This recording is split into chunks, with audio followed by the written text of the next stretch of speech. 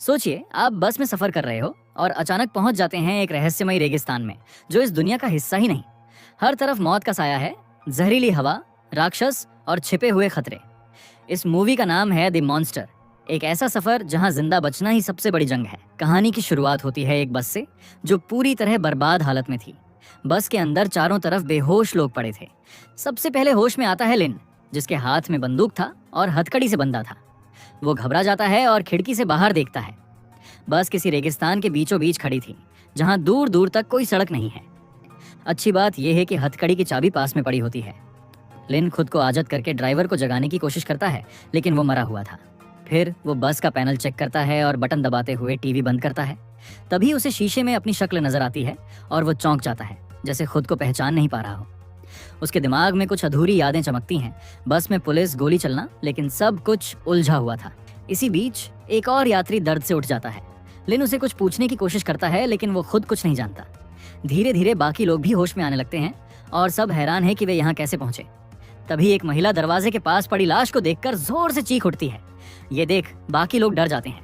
कोई बस का दरवाजा खोल देता है और लाश नीचे गिर जाती है। अब सब डर से बाहर भागने लगते हैं। कुछ लोग भागते हुए रेत के टीलों के पीछे चले जाते हैं। तभी वहां से जोर जोर की चीखें सुनाई देती हैं और एक भयानक धूल का तूफान उठता है। जो भी उस धूल से टकराया उनकी गर्दनें उड़ जाती थीं। लोग बस में वापस दौड़ते हैं, लेकिन ज्यादातर मारे जाते हैं। बचते हैं सिर्फ लिन बोलिन चेन जो बस चलाता है, एक गंजा आदमी शियाओ और एक बौना जून। इस बीच एक पुलिस ऑफिसर फैंग एक टूटी वैन की तलाशी ले रही होती है। रेडियो पर खबर आती है 3 बैंक लुटेरे भाग निकले हैं। फैंग को एक मोबाइल मिलता है जिसमें एक महिला किसी से अपनी बेटी को मत मारने की गुजारिश करती है। बस में बचे हुए 5 लोग अपनी याददाश्त खो चुके थे। किसी को नहीं पता कि वो कौन है और यहाँ कैसे आए। तभी उन्हें सूटकेस से भरा पैसा मिलता है। शियाओ सबसे पहले बोलता है, ये पैसा मेरा है, लेकिन कोई उस पे भरोसा नहीं करता। चेन बाकी सामान देखने लगता है और थोड़ी सी बची हुई पानी की बोतल ढूंढ निकालता है। पानी देखकर सब पागल से हो जाते हैं। चेन, जून और शियाओ के बीच बोतल को लेकर झगड़ा शुरू हो जाता है। आखिर में बॉटल बोलिन के पास पहुंचती है। वो जैसे ही पानी पीने लगता है तभी शियाओ हवा में गोली चलाता है। शियाओ सबको धमकाता है कि अब ये पानी सिर्फ उसी का होगा। तभी अचानक एक बच्ची की आवाज आती है, पापा। सब हैरान रह जाते हैं और देखते हैं कि बस में एक छोटी लड़की छिपी हुई है और वे उसे पानी की बोतल पीने को देते हैं। लेकिन जब उसे पूछा जाता है कि उसका पिता कौन है तो वो रोने लगती है क्योंकि उसे याद नहीं। जून एक बंदर का मास्क पहनकर उसे हंसाता है। बच्ची का नाम लिले है। दूसरी ओर पुलिस ऑफिसर फैंग उसकी माँ के साथ किडनैपर्स का मैसेज सुन रही होती है जिसमें फिरौती की बात की जा रही थी। रेगिस्तान में स्थिति और खराब हो जाती है जब जून एक चीज देखता है जो उसने कई घंटे पहले खिड़की से बाहर फेंकी थी। इसका मतलब वो सब बस रेगिस्तान में चक्कर काट रहे हैं। शियाओ गुस्सा होकर चैन का गला दबाने लगता है, लेकिन लिन बीच में आकर बंदूक उसे छीन लेता है। फिर भी वो बंदूक वापस कर देता है। वे ठान लेते हैं कि टीलों की बनावट देख के ही रास्ता तय करेंगे और बस का बोझ भी हल्का करेंगे क्योंकि पेट्रोल खत्म होने वाला है। रात के टाइम उन्हें एक छोटा तालाब दिखता है। सब दौड़कर पानी पीने जाते हैं और कुछ भर भी लेते हैं। जून और लीले बाहर ही रहते हैं। तभी पास से अजीब आवाज आती है और अचानक जून पर कोई तेज और बड़ा जीव हमला कर देता है। लीले डर से रोने लगती है। बाकी लोग उसे लेकर बस की ओर भागते हैं। तभी जून खिड़की पर दिखता है और मदद मांगता है। सब डरते हैं, लेकिन लीले के कहने पर बाहर जाकर उसे बचा लेते हैं। वापस आते वक्त एक डरावना राक्षस लिन पर झपटता है, लेकिन शियाओ गोली मारकर उसे भगा देता है। घायल जून अभी भी अपनी बुद्ध वाली सोच पे भरोसा रखता था। वो लीले को समझाता है कि बुराई 3 रूप में आती है, हवा, पानी और आग। अब तक तो धूल और पानी वाला झमेला झेल चुके हैं, मतलब अब आग की बारी है।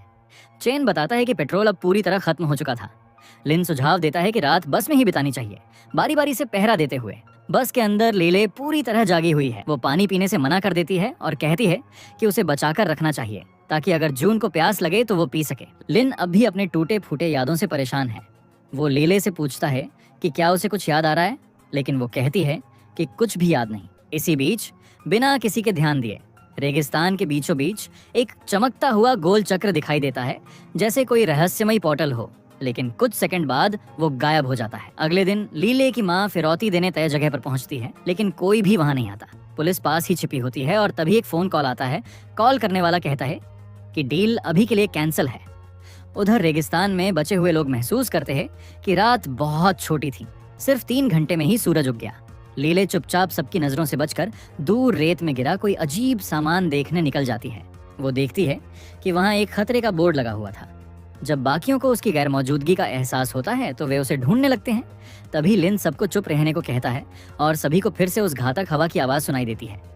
शियाओ घबराकर लेले के पास भागता है, लेकिन गलती से उसका पैर एक बॉम्ब पर पड़ जाता है और जोरदार धमाका से वो उठ जाता है, लेकिन शियाओ जिंदा बच जाता है। हालांकि वो बुरी तरह जख्मी हो चुका था। अब दिक्कत ये है कि लिले भी एक और बॉम्ब पर खड़ी थी और जहरीली धूल की आंधी तेजी से उनकी ओर बढ़ रही थी। लिन पूरी सावधानी से चाकू को बॉम्ब और लीले के जूते के बीच डालकर उसका पैर धीरे से उठवाता है। तभी जून लीले को उठाकर बस की ओर भागता है और लिन चाकू पकड़े रह जाता है। आखिर में जब आंधी बहुत पास आ जाती है, लिन चाकू छोड़ देता है और बॉम्ब फूटता नहीं। फिर लिन बस की ओर भाग रहा था, लेकिन आंधी आ चुकी थी। लीले डर से रोने लगती है कि लिन बस में नहीं है। फिर सब देखते हैं कि लिन समय रहते बस के सामान वाले हिस्से में छिप गया था। तभी लिन को कुछ दिखाई देता है। वो कहता है कि सामने टीले के पार कुछ है, शायद कोई मदद मिल सके। दूसरी तरफ फैंग अब भी लीले की माँ के साथ थी। उसकी माँ बताती है कि वो विधवा है और लीले को कभी सच बता नहीं पाई। उसने झूठ बोल दिया कि उसके पिता एक जल सैनिक थे जो एक दिन उसके बर्थडे पर जरूर आएंगे, लेकिन लीले के 8वें जन्मदिन पर भी वो नहीं आए, जिससे वो बहुत दुखी हो गई और अपने पापा को ढूंढने घर से भाग निकली। तभी उसका किडनैप हो गया। इसी दौरान एक पुलिस ऑफिसर फैंग को बताता है कि उन्हें एक अहम जानकारी मिली है।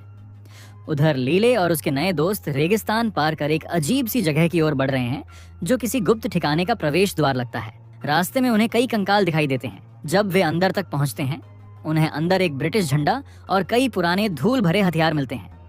मोबाइल की रोशनी से वे एक दीवार में बने होल की जांच करते हैं। तभी लिन उन्हें एक कोने में कैंड फूड का स्टॉक दिखाता है।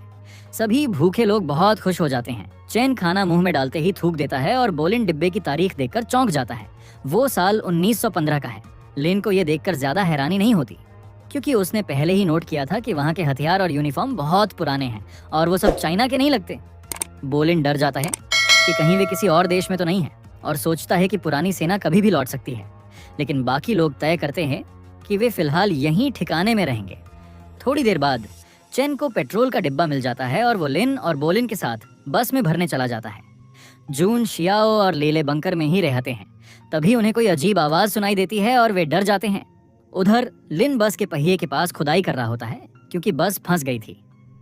अचानक उसे एक पुराना सैनिकों का हेलमेट और डायरी समेत कुछ चीजें मिलती हैं। बोलिन, जो दूसरी भाषाएं पढ़ सकता है, डायरी पढ़ने लगता है। उसमें लिखा है कि एक सैनिकों की टुकड़ी युद्ध में जा रही थी, तभी उन्हें एक गहरी धुंध ने घेर लिया। जब धुंध हटी तो वे खुद को एक अनजान रेगिस्तान में पाए। उन्हें लगभग 1 महीने बाद ही अपनी यादें लौटी। सैनिक ने लिखा कि वो रेगिस्तान में जो हुआ वो धरती का नहीं था। उधर बंकर में लेले, शियाओ और जुन चुपचाप बैठे हैं, क्योंकि आवाज एक राक्षसी जानवर की थी। जून समझ जाता है कि छिपे रहना काफी नहीं होगा और वो हथियार उठाकर उस पर हमला कर देता है, जिससे वो राक्षस भाग जाता है। अभी भी डायरी पढ़ते हुए बोलिन कहता है कि सैनिकों ने वापसी का रास्ता भी खोज लिया था, एक पोर्टल जो रेगिस्तान में कभी कभी खुलता है। तीनों ये सब समझ ही रहे थे कि अचानक बस की छत पर एक जोर की आवाज होती है। राक्षस बस तक पहुंच चुका था और अब वो अकेला नहीं था, बल्कि पूरा झुंड बस को घेर चुका था। उनमें से एक राक्षस अंदर भी आ जाता है, लेकिन किसी को खाए बिना ही वो चला जाता है और राक्षस का झुंड बंकर की ओर बढ़ने लगता है। बोलिन ने राहत की सांस ली और चेन से कहा कि बस मोड़कर बाकी साथियों को बचाने चलते हैं, लेकिन चेन साफ मना कर देता है और उन्हें दिखाता है सामने जमीन से थोड़ी ऊपर एक पोर्टल खुला हुआ है। लेकिन लिन और बोलिन चेन की बेरुखी देखकर बहुत गुस्सा होते हैं। चेन कहता है कि सैनिक की डायरी के मुताबिक पोर्टल कभी भी बंद हो सकता है और किसी को नहीं पता कि अगली बार कब खुलेगा। वो कहता है कि राक्षस शायद बंकर में पहुंच चुके होंगे और बाकी तीनों शायद अब जिंदा ना हो। लेकिन बोलिन और लिन को ये बात मंजूर नहीं। वो चेन के साथ एक पल भी और नहीं रहना चाहते और पैदल ही बंकर की ओर निकल जाते हैं। बस से उतरते वक्त बोलिन चेन को याद दिलाता है कि लाइले कितनी मासूम है, कैसे वो सबको पापा कहती है, भले ही उसे ये भी नहीं पता कि असली पिता कौन है। उधर बंकर में जून और शियाओ चेन की तरह स्वार्थी नहीं थे। वे अपनी जान की परवाह किए बिना लेले की हिफाजत कर रहे थे। अब राक्षस बंकर के अंदर घुस चुके हैं। शियाओ के पास कई हथियार और गोलियां हैं, लेकिन वो अकेला है और सामने एलियन जैसे कई राक्षस हैं। जब शियाओ देखता है कि अब कोई रास्ता नहीं बचा, तो वो लेले से आखिरी अलविदा कहता है और एक बॉम्ब का पिन खींचकर कई राक्षस को अपने साथ मौत की घाट उतार देता है। दूर खड़े लिन और बोलिन को धमाके की आवाज सुनाई देती है। कुछ राक्षस धमाके से बच जाते हैं और पहले से ज्यादा गुस्से में है। लाले भी रोने लगती है और उसकी आवाज़ें सुनकर राक्षस फिर उस ओर बढ़ जाते हैं। जून लिले को तुरंत वहां से निकालता है। अब कहानी थोड़ा पीछे जाती है, जब जून बस में चढ़ा था और उसने एक लाल डिब्बा सीट के नीचे रखा था। फिर हमें दिखाया जाता है कि जिस महिला की आवाज़ सुनी गई थी वो बस की कंडक्टर थी। उसकी जून से बातचीत वही है जो पुलिस ऑफिसर ने वायर टैप के जरिए सुनी थी। वहीं चैन फोन पर कहता है डील कैंसिल हो गई। जब फोन कटता है तो लीले पूछती है पापा का घर कब आएगा। चैन कहता है बस पहुंचने वाले हैं। फिर वो अपनी गर्लफ्रेंड को कॉल करता है और कहता है कि बहुत जल्दी वो अमीर बनने वाला है और अपने आने वाले बच्चे के लिए सब कुछ करेगा। लेकिन लड़की जवाब देती है कि उसने अबॉर्शन करवा लिया है। ये सुनकर चैन शॉक रह जाता है। तभी पुलिस उनकी बस को रोक लेती है। डिटेक्टिव लिन बस में चढ़ता है और सबकी आईडी चेक करता है। वो लाल डिब्बा खोलने को कहता है जिसे जून दिखाता है, पर उसमें कुछ खास नहीं होता।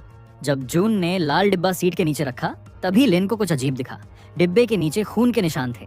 उसे लगा कुछ गड़बड़ है, खासकर उस पैसेंजर को देखकर जो शियाओ के बगल में बैठा था। जैसे ही लिन ने अपनी गन निकाली, बोलिन ने उस पर रिवॉल्वर तान दी। एक और पुलिस वाले ने बोलिन पर बंदूक तान दी। तभी शियाओ ने उस साथी पैसेंजर की बंदूक छीन ली और वो भी डिटेक्टिव पर निशाना लगाने लगा। बोलिन ने एक बेकसूर पैसेंजर को गोली मार दी ताकि सबको समझ आ जाए कि वो मजाक नहीं कर रहा। बाकी ऑफिसर डरकर घायल आदमी को बस से नीचे ले गए। शियाओ ने लिन को हथकड़ी लगा दी और बोलिन ने ड्राइवर को आदेश दिया कि बस चलाओ। रेगिस्तान में दूसरी ओर जून और लिले अब भी रेत के टीलों के बीच भाग रहे थे। तभी एक राक्षस आ पहुंचा और जून को जमीन पर गिरा दिया। लिले फिर से रोने लगी, लेकिन तभी लिन आ गया और उसने राक्षस पर गोली चला दी।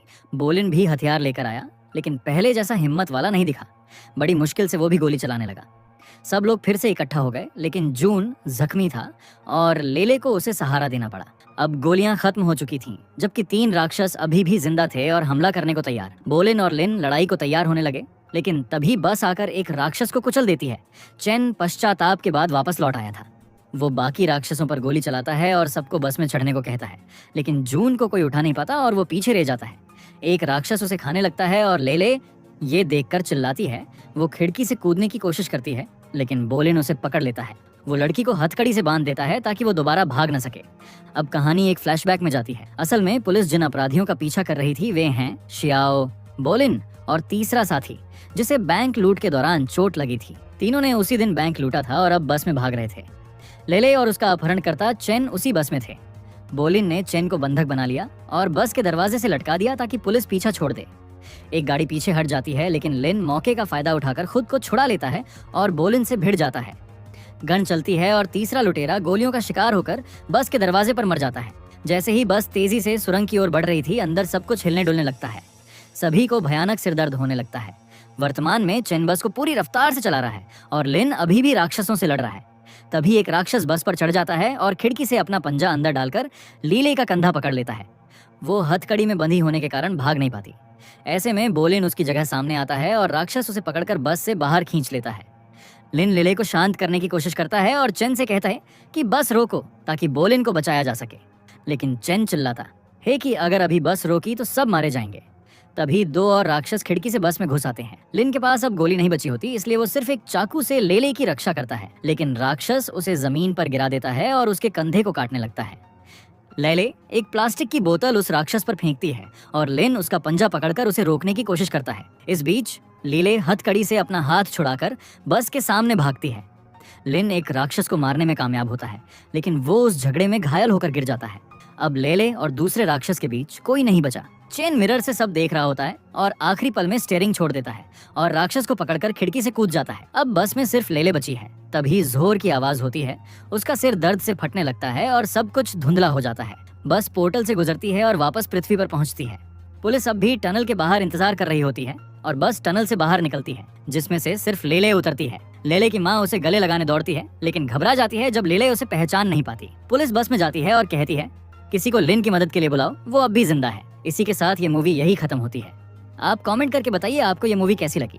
इसी तरह एक बेहतरीन एक्सप्लेनेशन के लिए हमारे चैनल को सब्सक्राइब और एक लाइक जरूर करें।